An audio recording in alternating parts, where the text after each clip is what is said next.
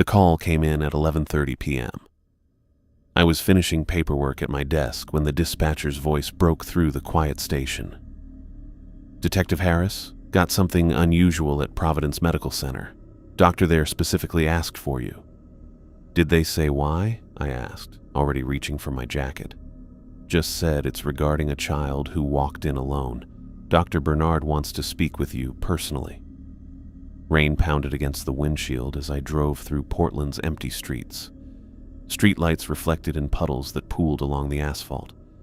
I turned the wipers to high, but they barely kept up with the downpour. The radio stayed quiet. Most nights I welcomed the silence, but tonight it left too much room for wondering why a hospital doctor would ask for me by name. Providence Medical Center loomed ahead, its windows blazing with fluorescent light against the dark sky.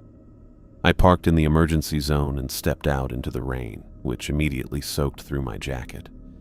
The automatic doors slid open with a hiss. Inside, the lobby smelled of antiseptic and coffee.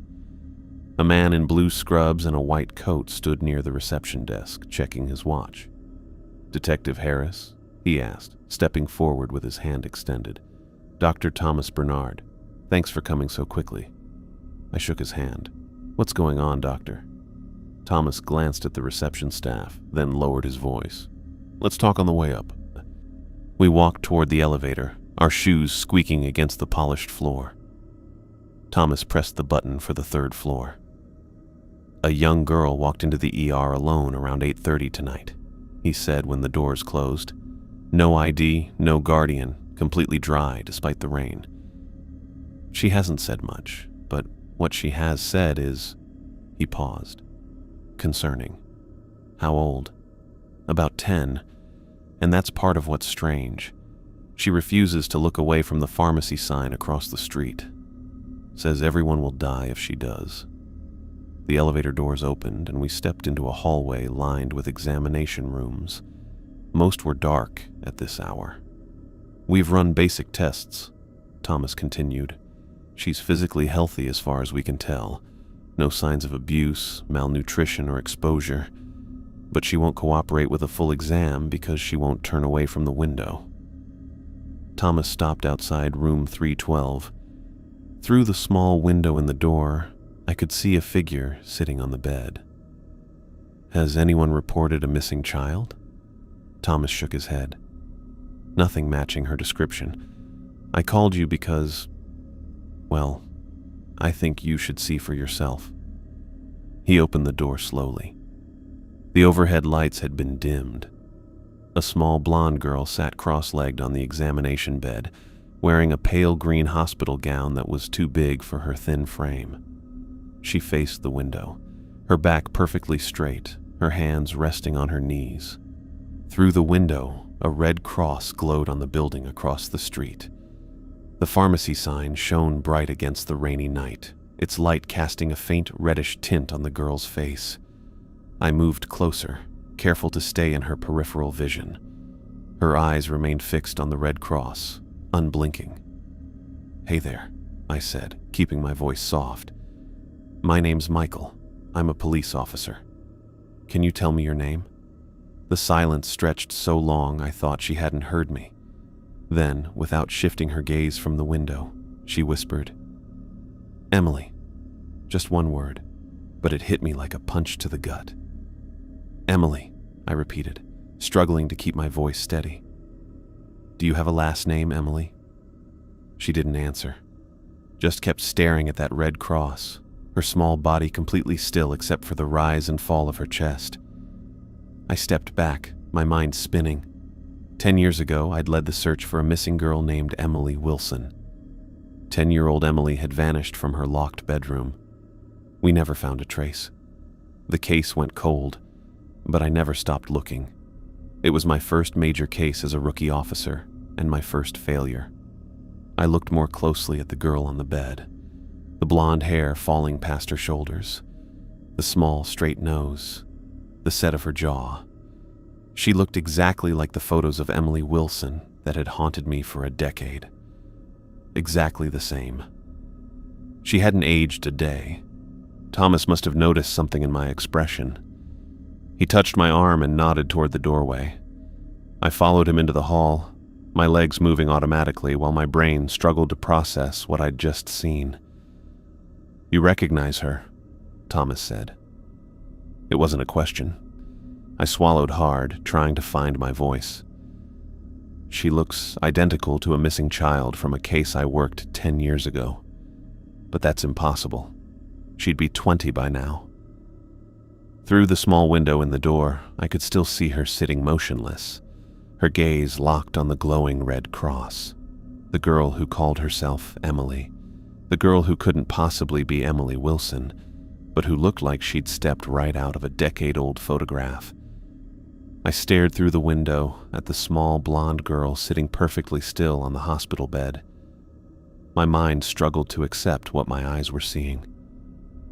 "I need to sit down," I said, my voice barely audible. Thomas guided me to a chair in the hallway.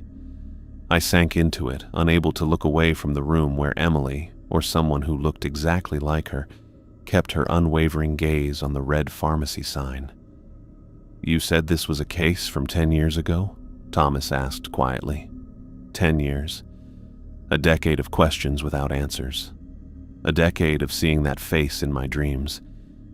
"Yeah," I said. 10 years ago exactly. The call had come in on a Tuesday morning. I was just finishing my overnight shift when the dispatcher's voice crackled over the radio. "Possible missing child at 1478 Oakwood Drive." I'd been a patrol officer for less than 8 months, still trying to prove myself at every opportunity. The Wilson house was a 2-story colonial with blue shutters and a well-kept lawn. Nothing about the outside suggested anything was wrong. David Wilson met me at the door, his face tight with worry, but controlled. He led me upstairs without saying much. "We punished her last night," he explained as we climbed the stairs. "She was talking back, refusing to do her homework. We sent her to her room and locked the door. It's standard procedure when she misbehaves." I made a note of that. Locking a child in their room wasn't typical punishment in most households. "And this morning?" I asked. "I came to let her out for school, and she was gone." His voice remained steady, but a slight tremor in his hands betrayed him.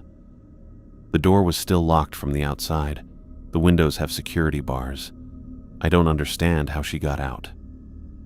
Sarah Wilson was sitting on the edge of the bed in Emily's room when we entered. She clutched a stuffed rabbit to her chest, rocking slightly.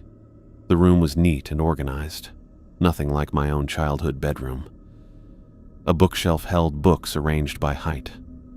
The desk was clear, except for a completed homework assignment and a pencil placed perfectly parallel to the edge.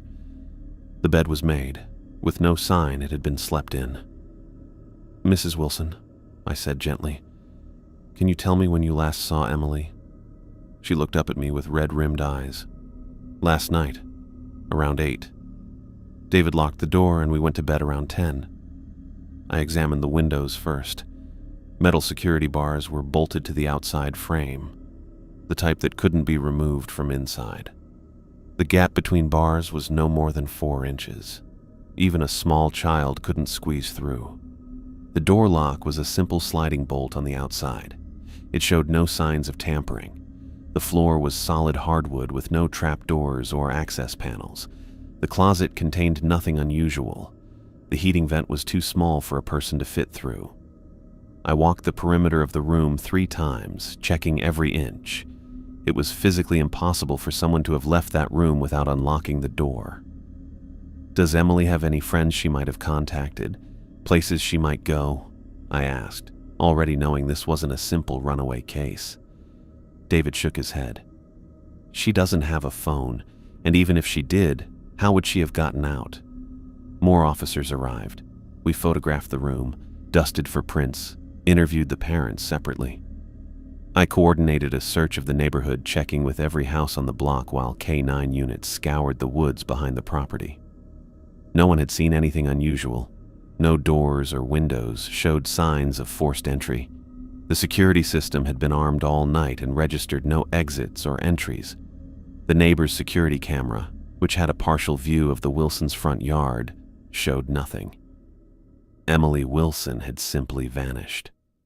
By the end of that first day, we had a full missing persons investigation underway. I stayed late, reviewing everything we'd collected. My sergeant noticed. "Harris, go home. Get some sleep. We'll pick this up tomorrow." But I couldn't let it go. Something about the absolute impossibility of it kept me awake that night. I returned to the Wilson house the next day, and the day after that. I measured the windows, the vent, the space under the door. I checked the attic access. I examined the roof for signs someone could have removed and replaced the ceiling. Nothing made sense. A week turned into a month. I volunteered for every interview, every search, every follow-up. I requested permission to return to the house repeatedly, each time spending hours in that bedroom trying to discover what I'd missed. David Wilson grew increasingly impatient with my visits. "Have you found anything new?" he'd ask each time, knowing the answer before I gave it. Sarah Wilson went the opposite direction. She'd sit in Emily's room while I worked, watching me with desperate hope that slowly faded with each visit. She'd tell me stories about Emily, how she'd won the spelling bee in 3rd grade, how she was afraid of thunderstorms, how she liked her sandwiches cut into triangles. 6 months after the disappearance, Sarah had a complete breakdown. I was there when it happened. I'd come by to check a new theory about the floorboards. Sarah was sitting on Emily's bed as usual when suddenly she started screaming. "You took her!" she shrieked, pointing at her husband. "You did something to her!" David tried to calm her, but she became more hysterical, clawing at him, then at herself. When the ambulance came, she fought the paramedics. They had to sedate her. David called me the next day. "She's being committed for psychiatric evaluation," he said. His voice sounded hollow. "The doctors think the stress was too much." After that, my visits became more uncomfortable. David answered the door with thinning patience. The house felt emptier each time. A year after Emily disappeared, he told me he was selling the house and moving to Chicago.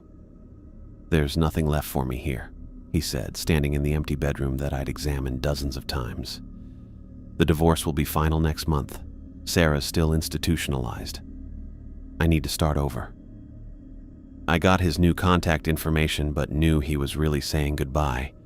The case officially went cold after 3 years. My sergeant called me into his office to break the news gently, knowing how invested I was. "Michael, we're reassigning you. This case is destroying you." I wanted to argue, but the dark circles under my eyes and my weight loss told the story. I had a box at home filled with notes, theories, and photos. I had consulted physics professors about impossible spaces, paranormal researchers about disappearances, even structural engineers about hidden compartments. I was promoted to detective 6 months later, partly because of my thoroughness on other cases, but I knew some of it was pity. The rookie who couldn't solve his first big case and couldn't let it go. I kept Emily's photo on my desk, 10 years old with straight blonde hair and serious eyes. It was my reminder, my first failure, the case that got away. And now, impossibly, that same face was looking out a hospital window, fixed on a glowing red cross. "Are you okay?" Thomas asked, bringing me back to the present. I looked through the window at the girl who called herself Emily. "No," I admitted, "I'm not okay at all. I stood up from the chair, my legs steadier than I expected. Thomas opened the door to Emily's room, then paused and closed it again, making sure we could still see her through the window. She hadn't moved an inch, her gaze locked on that red cross like her life depended on it. "What tests have you run?" I asked, keeping my voice low. Thomas leaned against the wall. "Standard blood work, vitals, preliminary neurological screening. Physically, she's healthy. No signs of malnutrition, dehydration, or exposure. Temperature normal, heart rate steady. But her brain activity..." He shook his head. "It's not consistent with her behavior." "What do you mean?" "Her EEG shows patterns similar to someone in deep concentration or meditation, but with unusual spikes in areas typically dormant during conscious activity." I've never seen readings like this. I watched Emily through the glass. She blinked occasionally, but that was her only movement. Any ID? Personal effects when she came in? Nothing. Just the clothes on her back, jeans, t-shirt, sneakers, all brand new, tags still attached. No labels I recognize. Thomas pushed his hands into his coat pockets. We've checked every database. No matching fingerprints, no dental records, no missing persons reports that fit. I called surrounding counties myself. No one's looking for a girl matching her description. That made no sense. If this really was Emily Wilson, there would be records. Dental x-rays at minimum. The Wilson case had been high profile enough that her prints were in the system. Have you had other strange cases here? I asked, the question coming out before I fully formed the thought behind it. Thomas looked at me sharply. Why do you ask? Just wondering if there's a pattern. He glanced down the hallway, checking if anyone was within earshot. I've worked here 5 years. Most cases make sense, medically speaking. Even the unusual ones have explanations. He paused. But yes, there have been exceptions. Like what? Thomas hesitated, then spoke quietly. Last year we had a terminal cancer patient. Stage 4 pancreatic, spread everywhere. Guy named Marcus, no chance of survival.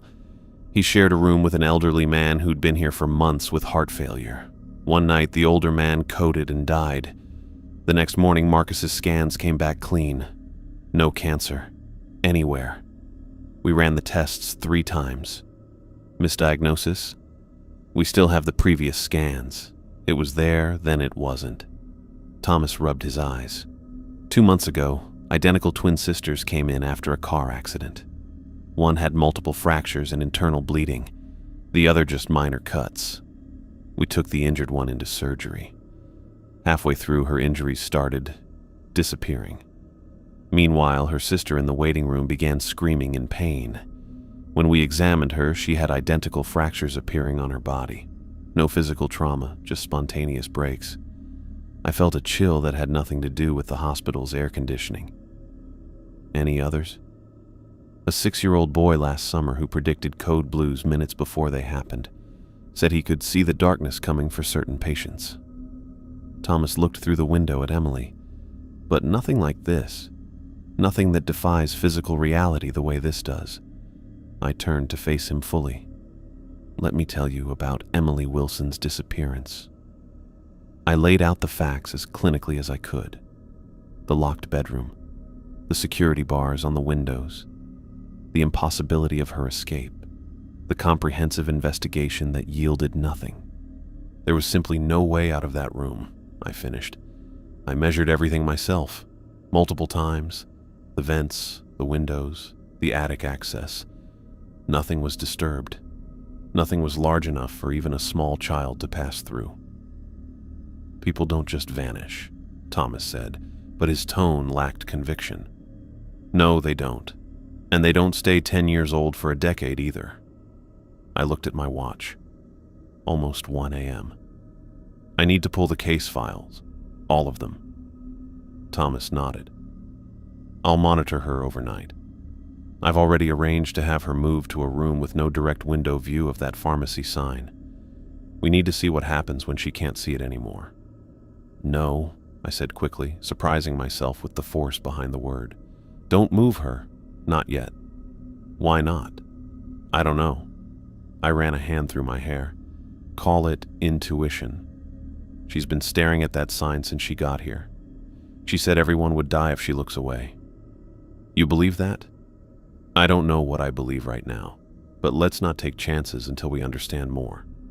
I looked at Emily again, so small and still. Let's meet tomorrow morning.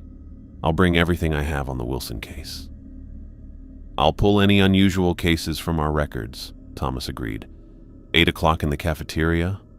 I'll have been on shift all night, but I can stay. 8 works. I started toward the elevator, then paused. Thomas? Anyone else know about this yet? Just the ER staff who initially examined her and the night nurse for this floor. Hospital administrator knows we have a Jane Doe, but not the details. Keep it that way for now." He nodded, understanding. I walked down the hallway toward the elevator, passing several rooms with open doors. I noticed a middle-aged woman in one of the beds, sitting up despite the late hour. She wasn't watching TV or reading. Her head was turned toward the hallway, eyes focused in the direction of Emily's room. In the next room, an elderly man in a wheelchair faced the same direction. He wasn't doing anything, just sitting, watching. I slowed my pace. In the room across from his, another patient stood at their door, peering out into the hallway. Something about their stillness reminded me of Emily. Near the elevator, a nurse was updating charts at the station. Her name tag read, Margaret. "Excuse me," I said. "I'm Detective Harris. I was just visiting the young girl in 312. She looked up with tired eyes, the quiet blonde. Poor thing hasn't said a word to any of us. Have you noticed anything unusual about the other patients on this floor tonight?" Margaret set down her pen. "Now that you mention it, we've had 6 patient requests to transfer to this floor since yesterday, all from different departments. It's unusual. This floor isn't exactly the luxury suite of the hospital." "Did they give reasons?" "Not really. One said the light was better. Another claimed his room on the second floor was too noisy, even though it's our quietest wing. A woman insisted she'd sleep better here." Margaret shrugged. "Hospital policy is to accommodate transfer requests when possible, so we moved them." "And has the floor been quieter or noisier than usual tonight?" "Quieter." She glanced down the hallway. "Almost too quiet. Normally I'd have call buttons going off every 15 minutes. Tonight, nothing." The elevator doors opened. I thanked her and stepped inside, pressing the button for the lobby. As the doors closed, I caught one last glimpse down the hallway. 3 more patients now stood in their doorways, all looking toward room 312, all looking toward Emily. I arrived at Providence Medical Center at 7:55 a.m., a cardboard box of case files tucked under my arm. The morning shift was changing over, nurses and doctors exchanging information in hushed tones as they passed in the hallways. The hospital felt different in daylight, less ominous, more clinical, but I couldn't shake the memory of those patients standing in their doorways last night, all facing toward Emily's room. The cafeteria was half full with staff grabbing coffee before rounds. Thomas sat at a corner table, 2 large coffees in front of him. Dark circles hung under his eyes and his scrubs looked rumpled. He'd clearly been up all night as promised. "How is she?" I asked, setting down the box and taking the seat across from him. Thomas pushed one of the coffees toward me. "Unchanged, still staring at that cross. Hasn't moved, eaten, or drunk anything. Hasn't used the bathroom either." I took a long sip of coffee. "That's not physically possible." "No, it's not." Thomas rubbed his eyes. I checked on her every hour. Same position, same fixed stare. The night nurse tried to get her to drink some water around 4 a.m. Emily didn't even acknowledge her presence. I opened the box and pulled out a manila folder labeled Wilson Emily Missing Persons 2013. Inside were the original police reports, interview transcripts, and photographs from the investigation. I spread them across the table. "This is everything from the original case," I said. "Crime scene photos, witness statements, follow-up investigations, 10 years of dead ends." Thomas picked up a school photo of Emily. The resemblance to our patient was undeniable. The same serious eyes, the same straight blonde hair, the same slight tilt of her head. "It's her," he said quietly. "I don't understand how, but it's her."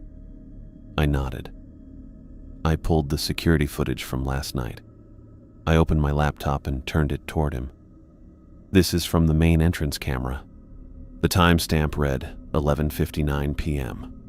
The hospital lobby was empty except for a security guard at the desk, his attention focused on a magazine. At exactly midnight, the automatic doors slid open. Emily walked in, her gait steady and purposeful. She wore new clothes with tags still attached, jeans, a white t-shirt, and sneakers. The security guard looked up, surprised. Emily walked directly to the reception desk, said something brief, and was directed to the emergency department. She came in at exactly midnight, I said. Not 11:59, not 12:01, midnight on the dot. Thomas frowned. That's precise. Too precise. I clicked through several more camera angles. Here's the weird part. I checked all external cameras. None of them show her approaching the building. She doesn't appear on any footage until she's already inside the main doors. That's impossible. Those doors are at least 30 feet from the nearest blind spot. I know. I closed the laptop. It's like she materialized inside the hospital. Thomas took a long drink of his coffee. I've been thinking about what you asked last night, about other strange cases. I did some digging in the hospital records. He pulled out a tablet and opened a spreadsheet. I tracked unusual cases over the past 5 years. Unexplained recoveries, bizarre symptoms, phenomena that defied medical explanation. There's more than I expected. I leaned forward. Like what? 3 years ago, we had a man struck by lightning while hiking on Mount Hood. Severe burns, neurological damage. He recovered, but afterward he could predict electrical storms hours in advance. Not just general forecasts. He could tell you exactly when and where lightning would strike. Could be coincidence, I said, though I didn't believe it. We tested him, repeatedly. He was right every time. Thomas scrolled through his notes. Last year we had a patient with severe physical deformities, spinal curvature, facial asymmetry, shortened limbs. Medical staff who touched him reported temporary manifestations of his symptoms. Their spines would curve, their faces would distort. It would last a few minutes, then fade. Jesus, I muttered. The effect was stronger the longer they were in physical contact with him. Thomas set down the tablet.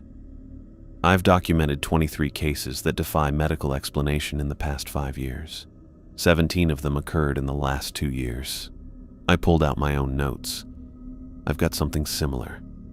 3 years ago, I worked a case involving a woman who claimed her deceased husband was visiting her at night. Classic grief hallucination, except she recorded conversations with him that contained information she couldn't have known. Thomas raised an eyebrow. Such as? The location of financial accounts he'd hidden from her. Details about his business dealings that were later verified. Names of people he'd never mentioned to her. I flipped through my notebook.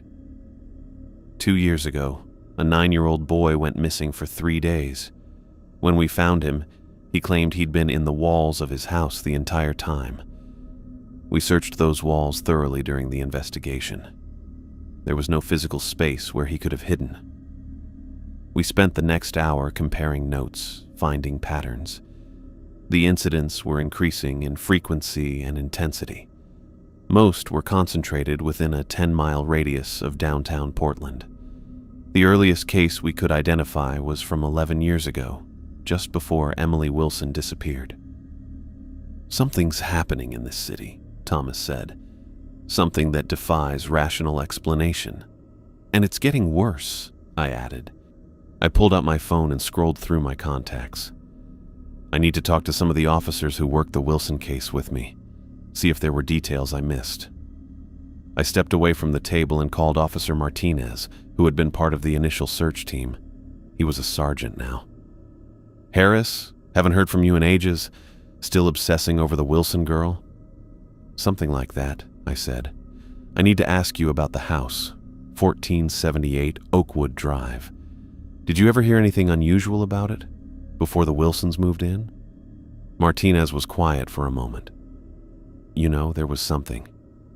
Never made it into the official report because it seemed irrelevant. Just neighborhood gossip. Tell me. I interviewed an elderly neighbor. Mrs. Kravitz, I think. She mentioned that the previous owners had a similar incident, a child who went missing. They moved out shortly after. This would have been, 15 years before the Wilsons? And you didn't think this was relevant? I tried to keep the accusation out of my voice. We checked, Harris. There was no police report, no missing persons case. The The previous owners confirmed their kids were all accounted for when I called them. Said they moved because of a job transfer. Martinez paused. Look, we were grasping at straws by that point. The Wilson girl vanished from a locked room. We were all looking for rational explanations. I thanked him and hung up, returning to the table where Thomas was reviewing brain scan images on his tablet. The house had a history, I told him. Rumors of another child disappearing, about 15 years before Emily. Thomas looked up from the tablet, his expression grave. Michael, I just got these from the overnight technician. These are Emily's brain scans from 3 a.m. He turned the tablet toward me. The image showed a cross-section of a brain with areas highlighted in different colors. I'm not a neurologist, I said. This pattern of activity, Thomas pointed to several bright areas, is consistent with someone in a deep coma or vegetative state, not someone who's awake and alert. What are you saying? I'm saying that, according to these scans, Emily shouldn't be conscious at all, let alone sitting upright and focusing on anything. I stared at the image, trying to process what he was telling me. Could the equipment be malfunctioning? We ran the scan twice, same results. Thomas took back the tablet. There's something else. These areas here, he pointed to several dark spots, show no activity whatsoever. In a normal brain, even during sleep, there's always some baseline activity. Dead zones, I murmured. Exactly. It's as if parts of her brain have shut down completely, while others are operating in a way that shouldn't allow for conscious behavior. I thought about Emily, sitting perfectly still for hours, her gaze fixed on that red cross. A terrible idea began forming in my mind. What if... I hesitated, knowing how it would sound. What if Emily isn't watching the cross? What if something is watching through Emily? Thomas didn't dismiss the idea outright, which told me how far beyond normal medical understanding we'd gone. Like a possession? He asked quietly. Or a parasite? Something using her body while her consciousness is suppressed. I gestured to the brain scan. Would that explain these readings? Nothing in medical science would explain these readings. Thomas checked his watch. I know someone at OHSU, Oregon Health and Science University, Dr. Eliza Chen. She specializes in rare neurological conditions. If anyone might have insight into this, it's her. Call her, I said. But be careful what you say over the phone. Just tell her you have an unusual case. Thomas nodded and stepped away to make the call. I returned to the case files, flipping through photos of Emily's bedroom from 10 years ago. Something caught my eye that I hadn't noticed before. A small drawing tucked into the corner of her bulletin board. It showed a stick-figure child holding hands with a much taller, thinner figure. The tall figure had been colored in with black marker, its limbs unnaturally long. I was still staring at the photo when Thomas returned.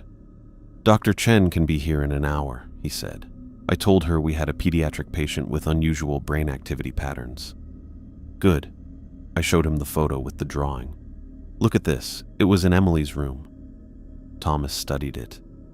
Children draw strange things all the time. Maybe. I wasn't convinced. Let's go check on Emily before your colleague arrives. We took the elevator to the 3rd floor. The hallway seemed normal now. No patients standing in doorways, no unusual stillness. We approached room 312 and looked through the window. Emily sat exactly as before, cross-legged on the bed, hands on her knees, gaze fixed on the red pharmacy cross. She might have been a statue if not for the slight rise and fall of her chest as she breathed. Has she spoken at all since last night? I asked. Not a word. Thomas opened the door carefully. We entered the room, moving to positions that wouldn't block Emily's view of the window. Up close, I noticed something I hadn't seen before. Tiny marks on her arms and neck, visible only when the light hit them at certain angles. Thomas, I said quietly, look at her skin. He leaned closer, careful to stay out of her line of sight. I don't see anything. Tilt your head. Catch the light. Thomas adjusted his position, then inhaled sharply. What are those? The marks were minuscule, like someone had drawn on her skin with the finest pen imaginable. They formed intricate patterns, circles within circles, strange angular symbols, lines that connected in complex geometric shapes. They weren't there last night, Thomas said. I would have noticed during the examination. Or they were too faint to see then. I moved around the bed trying to get a better look without disturbing Emily. They're all over her arms and neck, probably elsewhere too. Some kind of reaction? Dermatitis? Thomas didn't sound convinced by his own suggestion. I don't think so. I stepped back, watching Emily's unwavering gaze. We need more help than just a neurologist. We need someone who understands whatever this is. Thomas checked his watch again. Dr. Chen will be here soon. In the meantime, I should update the hospital administrator. We can't keep this quiet much longer. Not yet, I said. Give me until the end of the day. I want to talk to one more person. Who? Professor James Murphy at Portland State.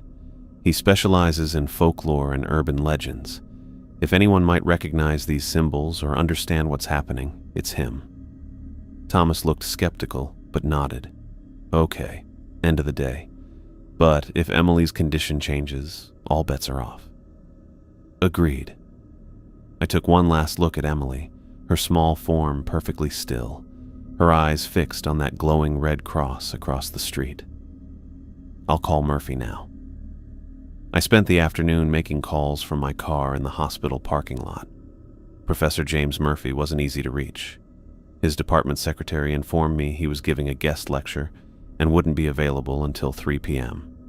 I left an urgent message, describing it as a police matter requiring his expertise on historical symbols and folklore. While waiting, I reviewed the Wilson case files again. The photos of Emily's bedroom showed nothing unusual beyond that strange drawing. The parents' statements contained no references to Emily behaving oddly before her disappearance.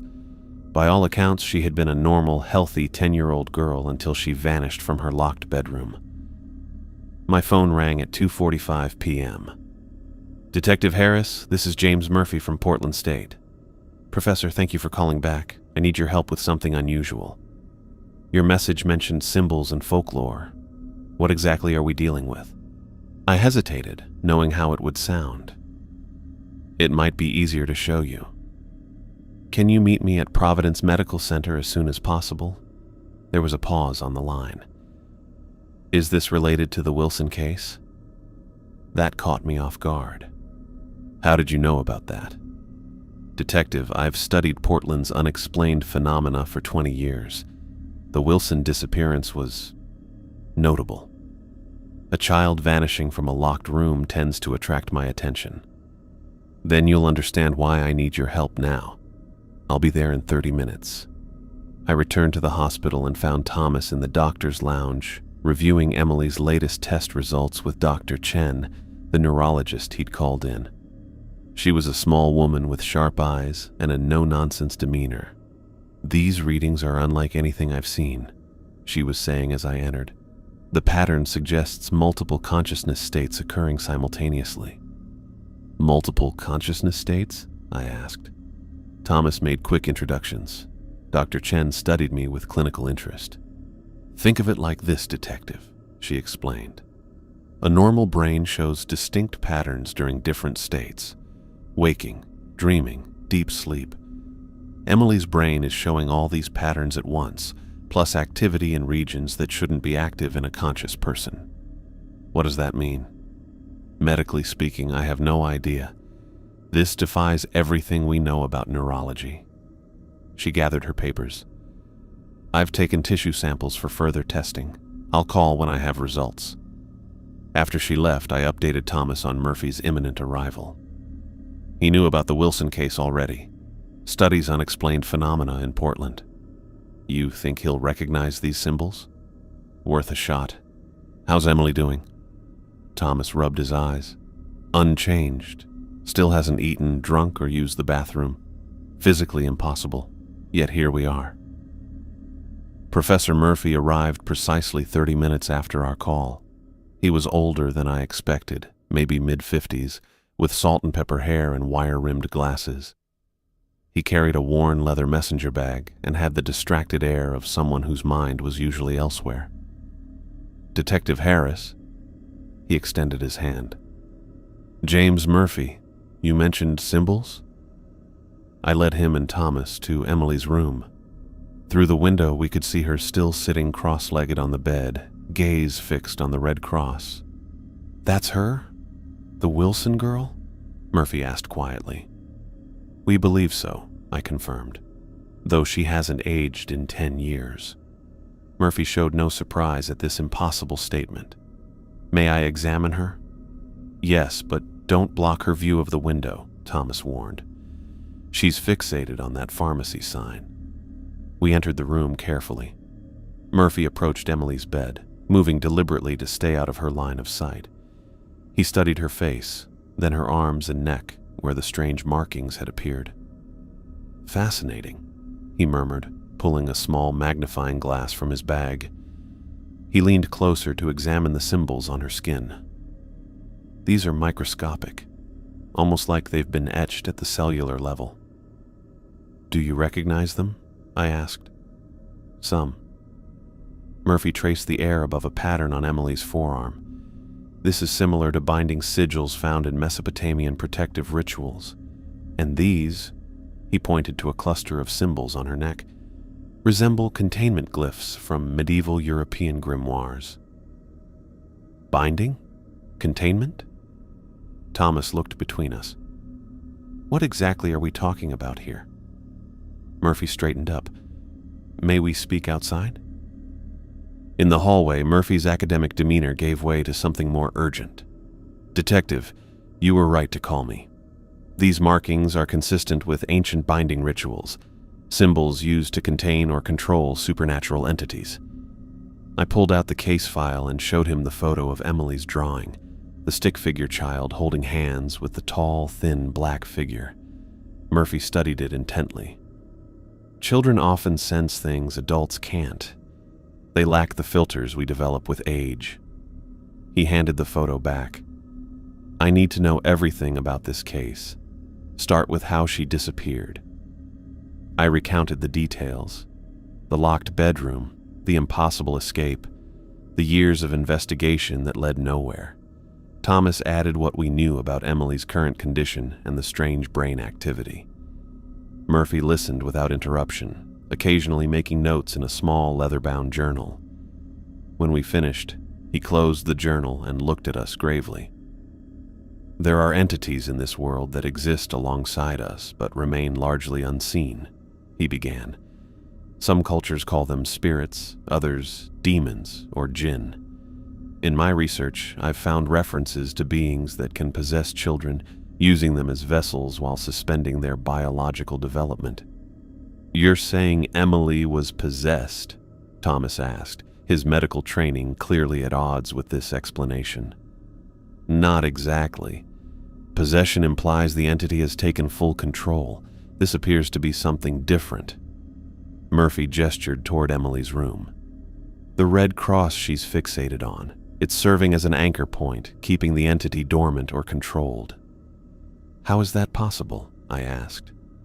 "Symbols have power. The cross itself is one of the oldest protective symbols in human history, predating Christianity by thousands of years." Murphy adjusted his glasses.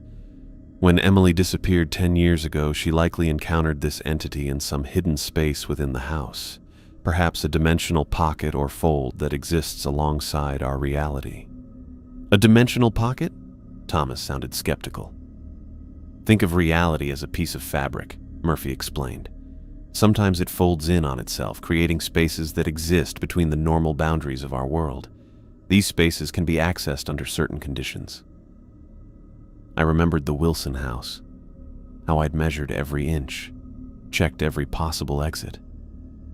"There was no way out of that room." "No way that you could perceive," Murphy corrected. "But Emily found a way, or was taken."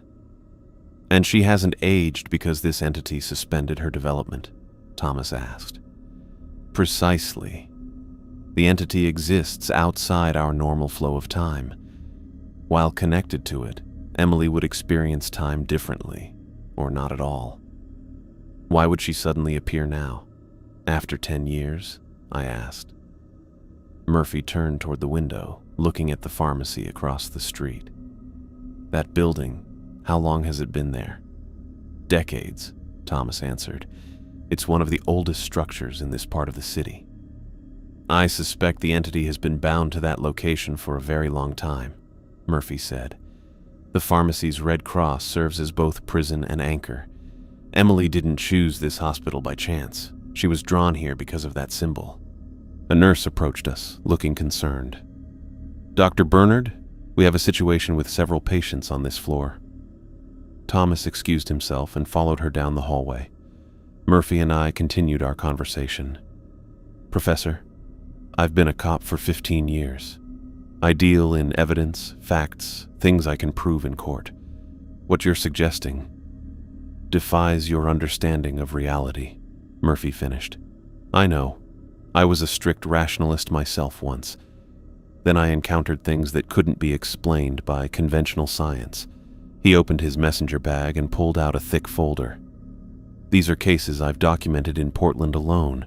Unexplained disappearances, impossible phenomena, encounters with entities that shouldn't exist. I flipped through the pages. Many of the cases were familiar, unsolved mysteries from police files, strange incidents reported in local news, urban legends I'd heard whispered among veteran officers. The Wilson case caught my attention because it followed a pattern, Murphy continued.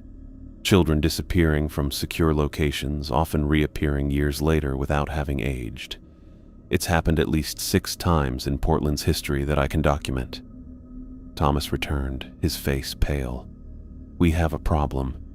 6 patients on this floor have developed identical marks on their bodies overnight. The same microscopic symbols that are on Emily. Murphy's expression darkened. It's transferring. What is? I asked. The entity. It's gradually moving to new hosts. Murphy looked through the window at Emily. She's been fighting it for 10 years, keeping it focused on the Red Cross, but she's weakening. What happens if she loses that fight? Thomas asked. The entity breaks free, finds new hosts, spreads. Murphy's voice was grim. And from what I've seen in similar cases, the results are catastrophic. I looked at my watch. Nearly 5 p.m. We need to evacuate this floor, maybe the whole hospital.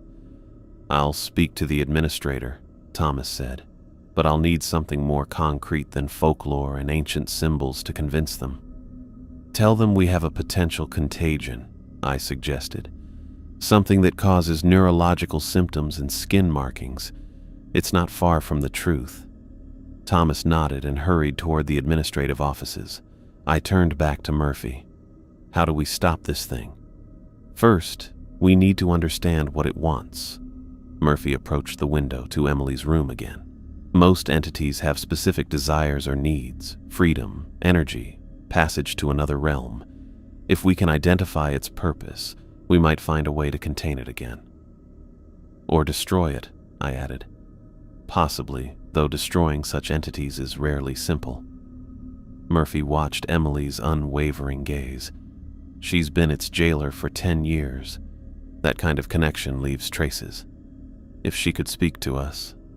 She spoke when she first arrived, I recalled. She said everyone would die if she looked away from the cross. She was warning us. Murphy's voice was soft. The question is, how much longer can she maintain this vigil? As if in answer, the lights in the hallway flickered briefly. A moment later, Thomas returned with the hospital administrator, a stern-looking woman in her 60s.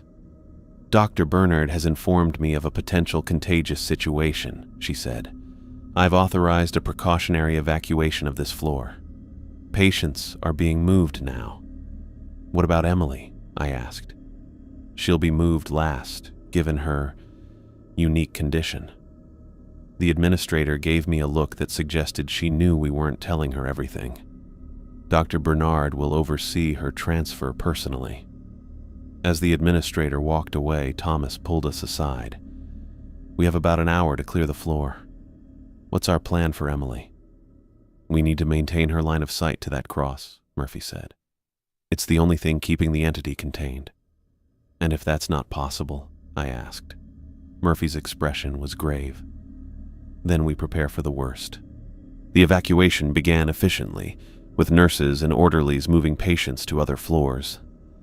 I noticed something disturbing as they wheeled beds past us.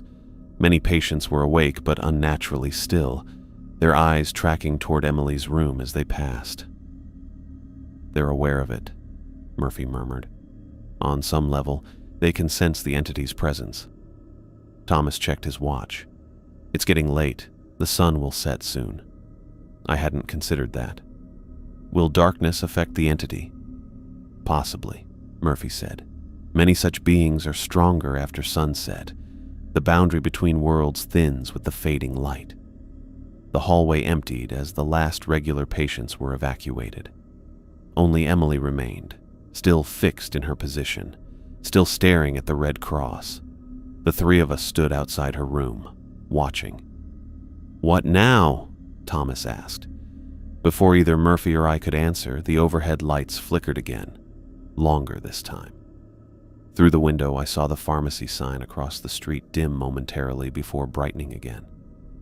"That's not good," Murphy said quietly. I checked my watch, 6:15 p.m.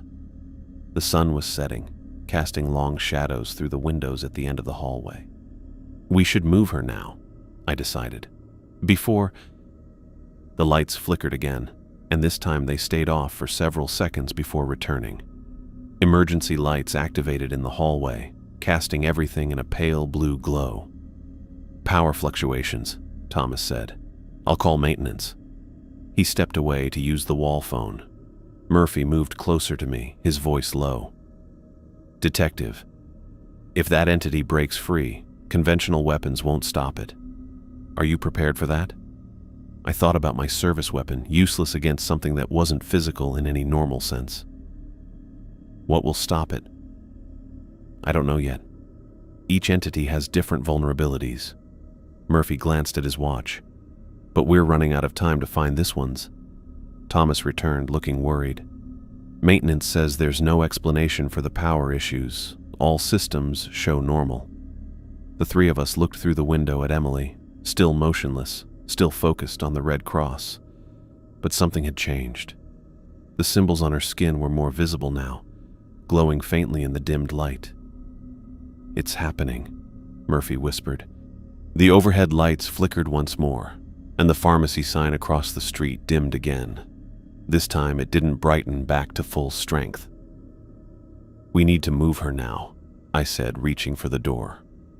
The lights went out completely. The hospital power went out at exactly 6:17 p.m. 1 second the hallway was dimly lit. The next, we were plunged into complete darkness.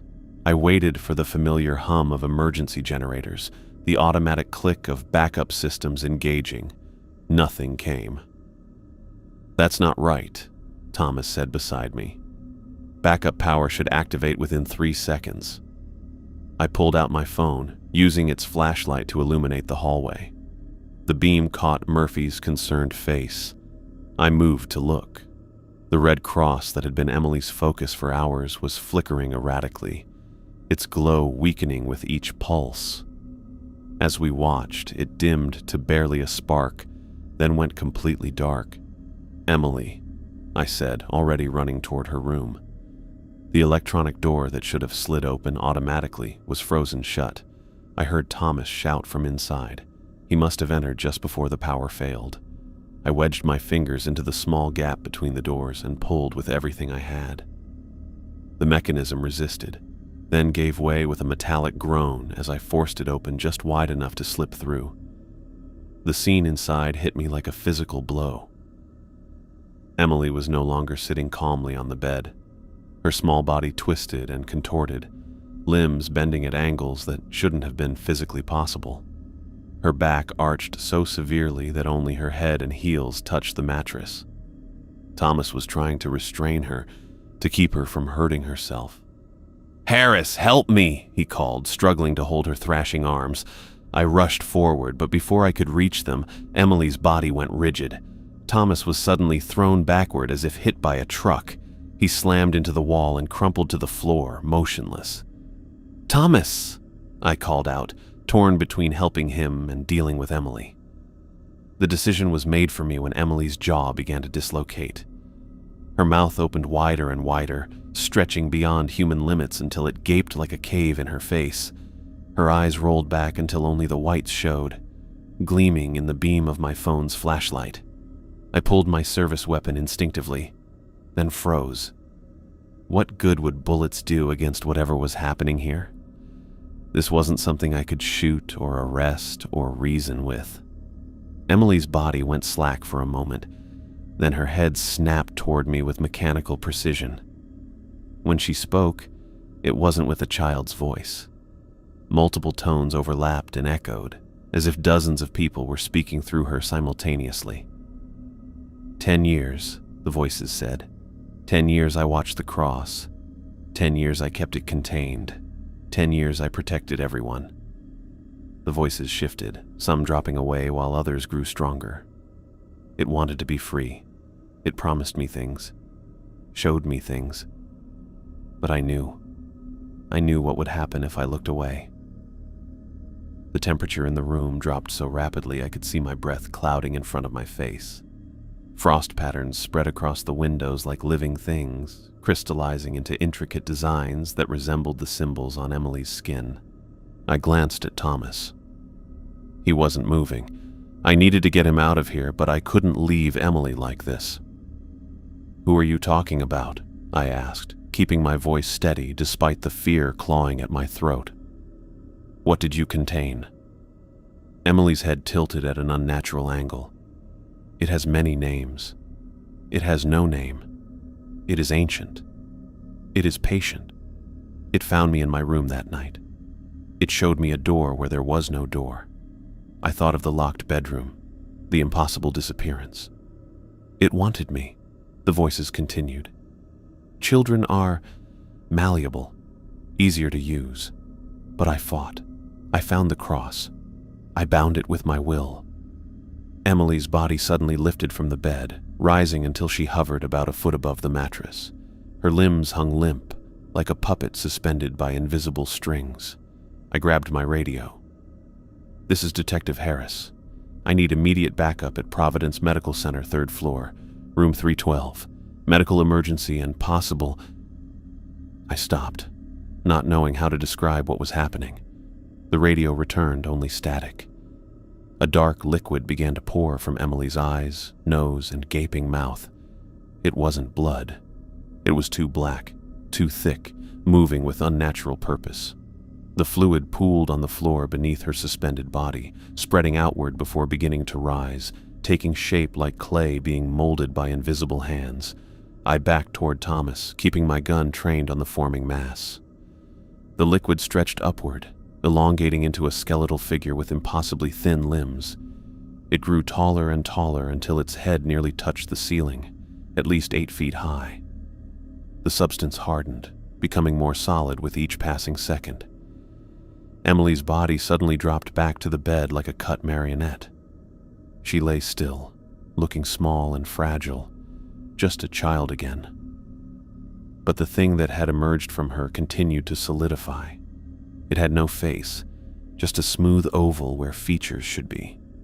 As I watched, a seam appeared in that blank surface, splitting horizontally to reveal rows of needle-like teeth. The creature turned toward me, its movements jerky yet precise. It had no eyes that I could see, but I felt its attention fix on me with predatory focus. I backed up until I hit the wall, keeping myself between the creature and Thomas's unconscious form. My training had never covered this. Nothing in 15 years of police work had prepared me for what stood before me now. The creature took a step forward, its elongated limbs bending at odd angles. The temperature dropped even further, cold burning my lungs with each breath.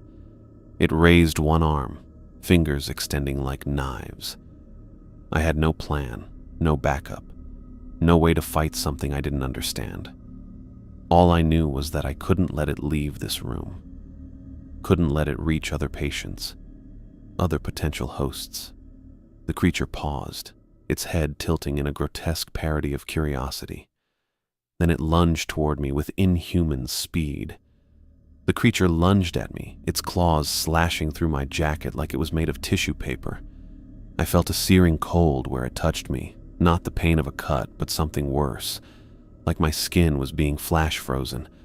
I twisted away, the movement more instinct than plan, and fired 2 shots from my service weapon. The bullets passed straight through the entity without resistance, punching holes in the wall behind it. The creature didn't even pause.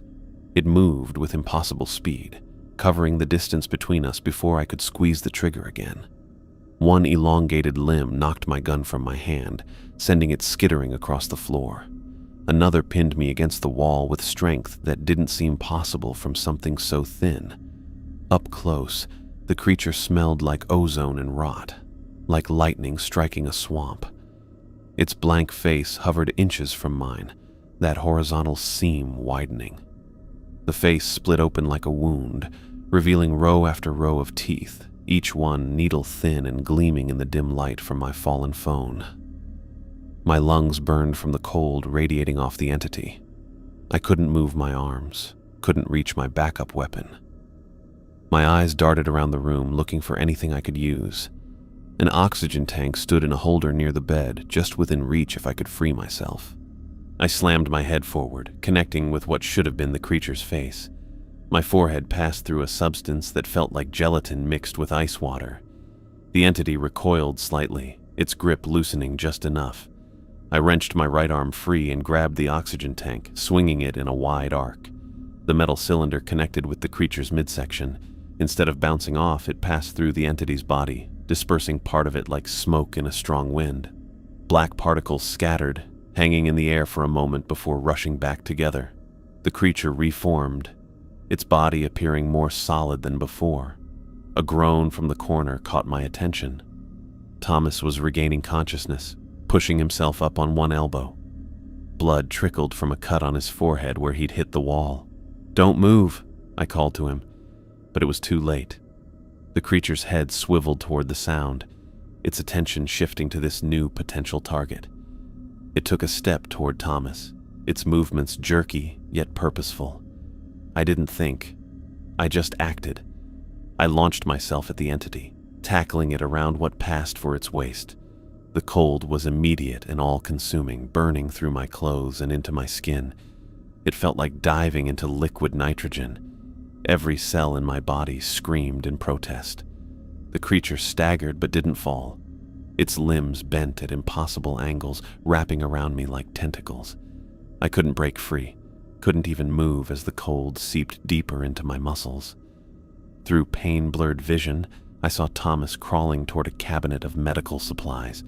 He pulled himself up, yanked open a drawer, and grabbed something. "Harris!" he shouted, tossing something toward me. I managed to free one hand and caught it, a large syringe filled with clear liquid. The label read epinephrine, adrenaline.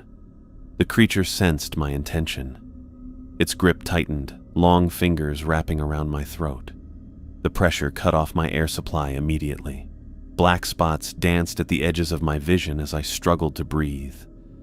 With my remaining strength, I raised the syringe and stabbed it into what I hoped was the creature's head, driving the needle deep and pushing the plunger all the way down. For a moment, nothing happened.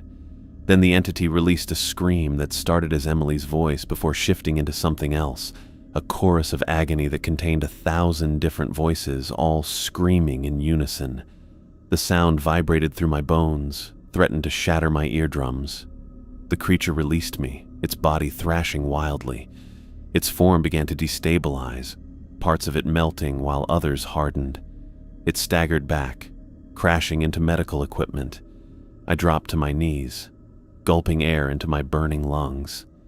Thomas had made it to another cabinet and was pulling out a defibrillator unit. "Harris!" he called, his voice hoarse. "Catch!" He slid the unit across the floor to me. I grabbed it, flipped the power switch, and watched the charge indicator begin to climb. The creature was reforming again, its movements more erratic but its form becoming more solid. It turned toward me, that terrible mouth opening wide once more. I waited until the defibrillator beeped, indicating a full charge. The creature lunged. I pressed both paddles against its chest as it solidified for another attack. The jolt of electricity discharged with a loud crack. The entity went rigid, its body arching backward. A high-pitched whine filled the room, building in intensity until I had to cover one ear with my free hand. The creature's form began to collapse inward, as if being sucked into itself. With a thunderous crack that shook the entire room, the entity imploded. The force knocked me backward into the wall. Where the creature had stood was now just a puddle of black liquid that hissed and bubbled on the floor. As I watched, it evaporated into nothing, leaving not even a stain behind. The sudden silence was deafening. "Emily," Thomas gasped, pointing toward the bed. Emily wasn't there. I spotted her small form crumpled on the floor near the window. She must have fallen when the entity fully separated from her. I scrambled across the room and dropped to my knees beside her. She wasn't breathing. Her skin was ice cold, her lips blue. "No pulse," I said, placing my fingers against her neck. I immediately started CPR, positioning my hands on her small chest and beginning compressions. 1, 2, 3, 4. I counted in my head, trying to maintain the right rhythm. Thomas grabbed a wall phone. "Code Blue, room 312, he shouted into the receiver. Child, approximately 10 years old, no pulse, not breathing. I continued compressions, pausing only to give 2 rescue breaths before resuming. Emily's chest rose and fell with the forced air, but she showed no signs of response. "Come on, Emily," I muttered between compressions. "You fought that thing for 10 years. Don't give up now." Thomas returned to my side with a pediatric ambu bag. He took over breathing for Emily while I continued chest compressions. The room's emergency lights finally flickered on, casting everything in a dim blue glow. "How long until the code team gets here?" I asked, not breaking rhythm. "Should be less than a minute," Thomas replied, squeezing the bag to force air into Emily's lungs. "The evacuation protocols might slow them down." I glanced at the window. The pharmacy across the street was still dark, its red cross extinguished. Whatever connection had existed between Emily and that symbol was broken now. I didn't know if that was good or bad. "What was that thing?" I asked between compressions. Thomas shook his head. "I don't know. Murphy might. If we can find him." I hadn't seen the professor since the power went out. Had he been caught in the hallway when the entity emerged? Was he hurt? There was no time to look for him now. The door to the room slid open and a team of medical personnel rushed in with a crash cart. A doctor I didn't recognize took charge immediately. "How long has she been down?" she asked, kneeling beside Emily. "Unknown," Thomas replied. "Found her like this after—" He hesitated. "After a power surge caused some equipment to malfunction." The doctor nodded, accepting this explanation without question. "Continue compressions. Get the defibrillator ready." I moved aside as the team took over, watching as they worked with practiced efficiency. They attached monitoring leads to Emily's chest, inserted an IV line, and prepared to shock her heart. "Clear," the doctor called. Emily's small body jerked as the electrical current passed through it. The monitor showed no change, still a flat line. "Resume compressions. Push one of epi."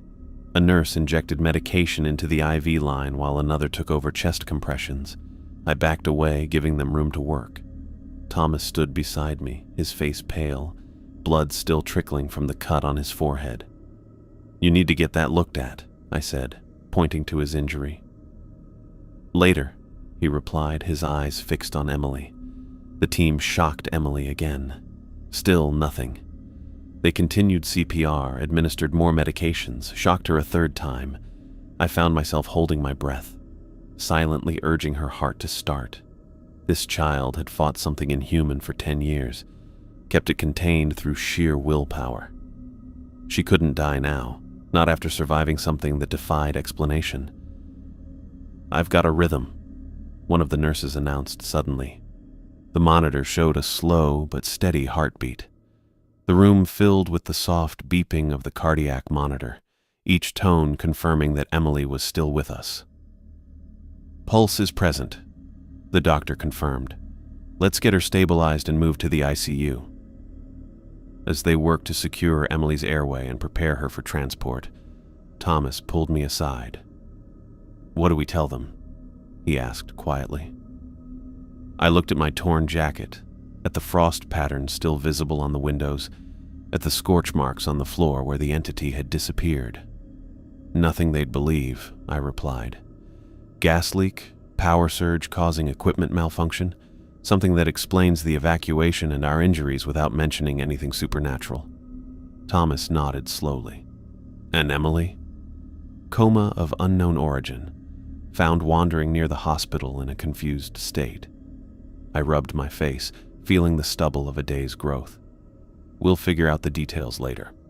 The medical team had Emily on a gurney now, an endotracheal tube in place and multiple IV lines running into her arms. They wheeled her toward the door, still performing life-saving measures as they moved. Thomas and I followed them into the hallway. The emergency lights cast everything in an eerie blue glow. The floor was deserted except for a few security personnel directing the medical team toward a working elevator. "Detective," a voice called from behind us. I turned to see Professor Murphy emerging from a supply closet.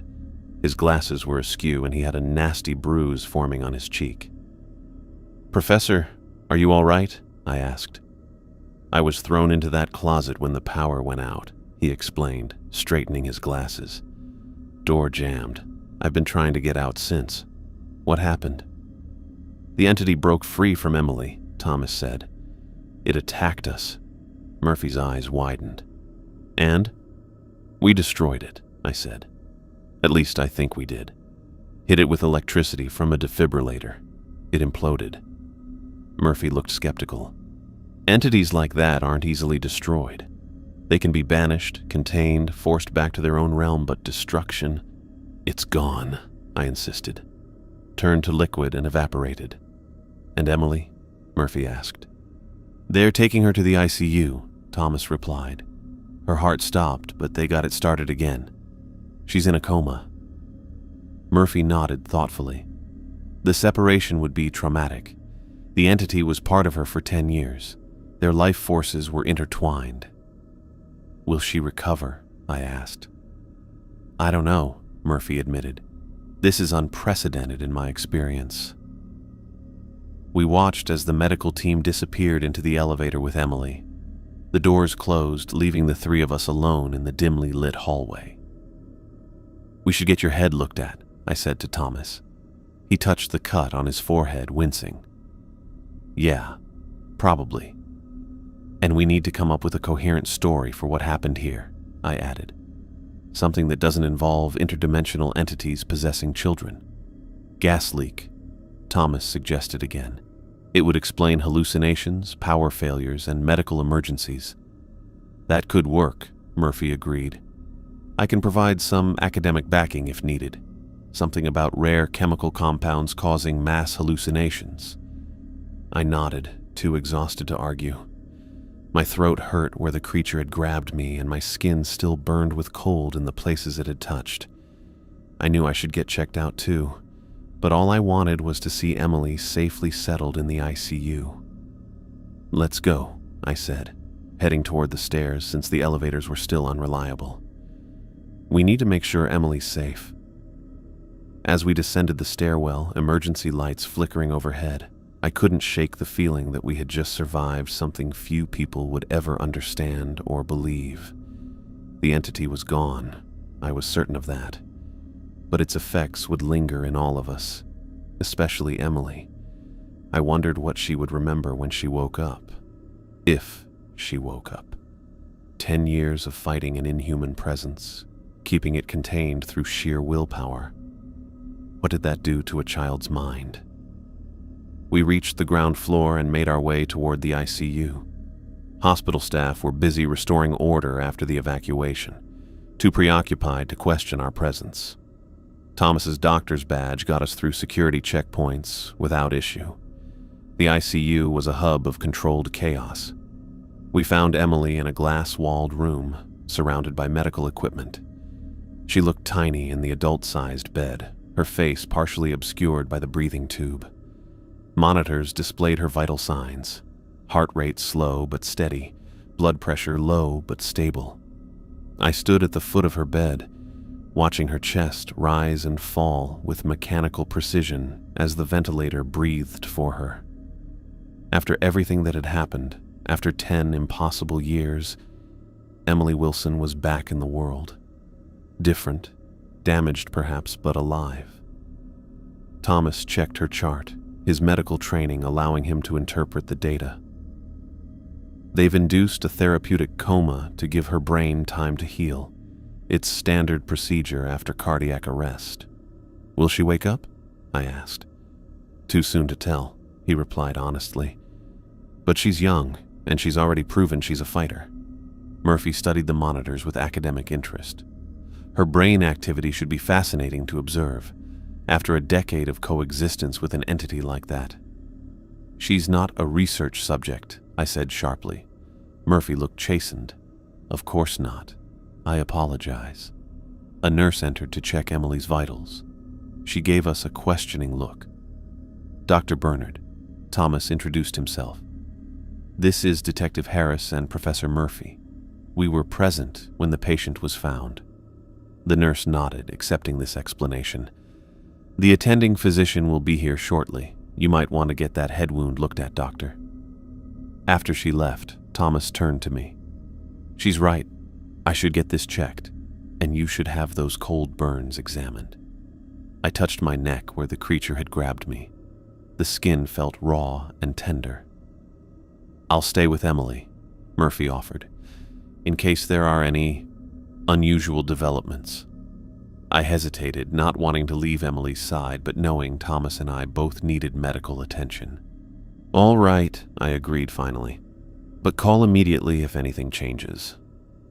As Thomas and I headed toward the ER to get our injuries treated, I glanced back at Emily's room. Murphy had taken a seat beside her bed and was watching her with scholarly interest. The pharmacy across the street was still dark, its red cross extinguished. Whatever had happened in that hospital room, whatever entity had possessed Emily for 10 years, it was over now. The creature was gone. Emily was free. But as I touched the cold burns on my neck again, I knew this case was far from closed. 3 days had passed since the entity was destroyed.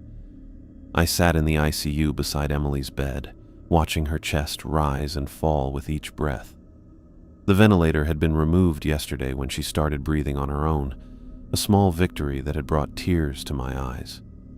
Her face looked peaceful now, the constant tension that had marked her features while staring at the pharmacy sign completely gone. The room was quiet, except for the steady beep of the heart monitor and the occasional squeak of rubber-soled shoes passing in the hallway. I'd spent most of the last 3 days here, leaving only when forced to by hospital staff or when Thomas insisted I get some sleep. Even then, I'd just crashed in the doctor's lounge down the hall rather than going home. I leaned forward in the uncomfortable plastic chair, studying Emily's face. The dark circles under her eyes had faded slightly. Her skin had more color now, less of that waxy pallor she'd had when we found her. Small improvements, but I clung to them. You're going to be okay, I said softly, though I wasn't sure if she could hear me.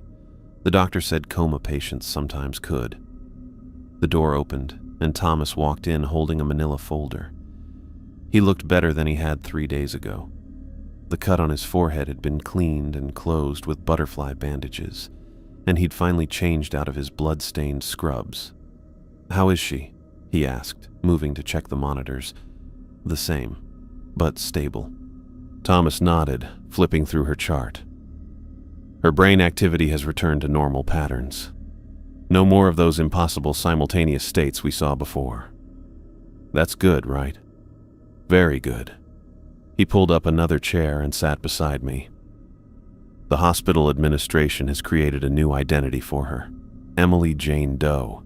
It gives us some breathing room while we figure out what to do next. I rubbed my eyes, feeling the grit of too little sleep. What's in the folder? Thomas opened it and handed me several pages of test results. Confirmation of what we already suspected. Biologically, Emily is exactly 10 years old. Bone density, organ development, cellular structure, everything matches a healthy 10-year-old girl. There's no sign that 10 years have passed for her body. I shook my head, still struggling to accept the impossible reality in front of us. And the official story? Gas leak, Thomas said with a wry smile. The evacuation has been attributed to a dangerous buildup of gas in the ventilation system. Our injuries and Emily's condition have been explained as the results of toxic fume exposure leading to mass hallucination and oxygen deprivation. And people are buying that? People want simple explanations.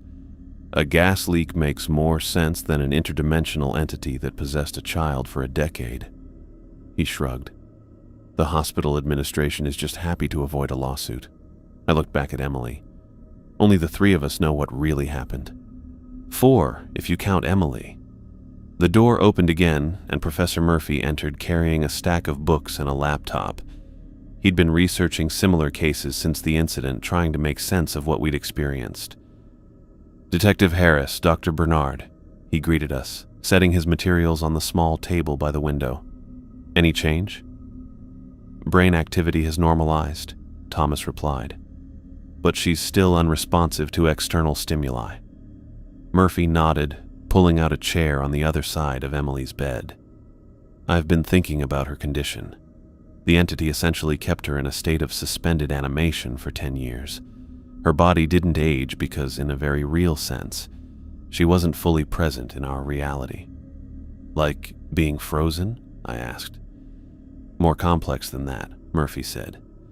The entity existed partially outside our normal flow of time. It used Emily as an anchor to our world while keeping her consciousness suppressed. Now that she's free, she should age normally going forward. I thought about what that meant for Emily. She'd lost 10 years of her life. Her parents had divorced. The world had changed. When she woke up, she'd have to adjust to all of that. My phone buzzed in my pocket. I checked the screen and saw it was Martinez from the lab. Harris, I answered, stepping away from the bed. Got those results you wanted, Martinez said. DNA comparison between your Jane Doe and the samples from the Wilson case. My heart rate picked up. And? Perfect match, 100%. Your Jane Doe is definitely Emily Wilson. Even though I'd been certain, hearing the confirmation still hit me hard. Thanks, Martinez, I owe you one. You owe me several, but who's counting? He paused. This is the kid who vanished 10 years ago, right? How is that possible? Long story, I said. I'll fill you in later. I hung up and turned back to Thomas and Murphy. DNA confirms it. She's Emily Wilson. Thomas nodded. I never doubted it. Have you contacted the parents? Murphy asked. The father, I corrected. David Wilson. He's flying in from Chicago tonight. Should be here by morning. I'd called him the day after the incident, once we were sure Emily was stable. The conversation had been difficult. At first he thought it was a cruel prank. Then he thought I was mistaken. It wasn't until I mentioned specific details about Emily, a birthmark on her right shoulder shaped like a crescent moon, a scar on her knee from falling off her bike when she was 7, that he started to believe. And the mother? Thomas asked. I shook my head. Still institutionalized. Her doctors don't think she's stable enough to handle the news yet. They're working on preparing her gradually. We all fell silent, watching Emily breathe. The weight of what had happened, what was still happening, settled over the room. The real Emily Wilson had been found after 10 years, exactly as she had been when she vanished. It defied everything I thought I knew about the world. I keep wondering what she'll remember when she wakes up, I said quietly. 10 years fighting that thing. Will she know what happened? Will she remember her life before? Hard to say, Murphy replied. There are cases of people possessed by entities who remember everything and others who recall nothing. Given the length of time and her young age when it happened, it's impossible to predict. Thomas checked his watch. I need to make rounds. I'll be back in an hour. After he left, Murphy moved to the window and looked out. The pharmacy's closed, you know. I joined him at the window. Across the street, the pharmacy building stood dark, its windows covered with brown paper. A large sign announced, "Closed for renovations." They took down the cross yesterday, Murphy continued. Apparently it was damaged during the power outage. They're replacing it with a new digital sign. I felt a strange sense of relief knowing that Red Cross was gone. Do you think there are more of them out there? More entities? Murphy turned to face me. Almost certainly. The world is full of unexplained phenomena, Detective. Most people just choose not to see it. But this one's gone, I said firmly. We destroyed it. Murphy didn't look convinced. Perhaps. Or perhaps we simply banished it back to wherever it came from. I didn't want to think about that possibility. One nightmare at a time was enough. For now, I said, returning to my seat beside Emily, this case is closed. Emily's back. The entity is gone. That's what matters. Murphy gathered his books. I'll continue my research. There may be other cases like Emily's that could help us understand what happened. After he left, I was alone with Emily again. I took her small hand in mine, careful not to disturb the IV line. You're safe now, I told her. Your dad's coming to see you. You're going to be okay. I didn't know if that was true, but I needed to believe it. For 10 years, I'd carried the weight of her disappearance. My first major case, my first failure. Now she was back, against all odds and rational explanation. Outside the window, workers were removing the last pieces of the pharmacy's Red Cross.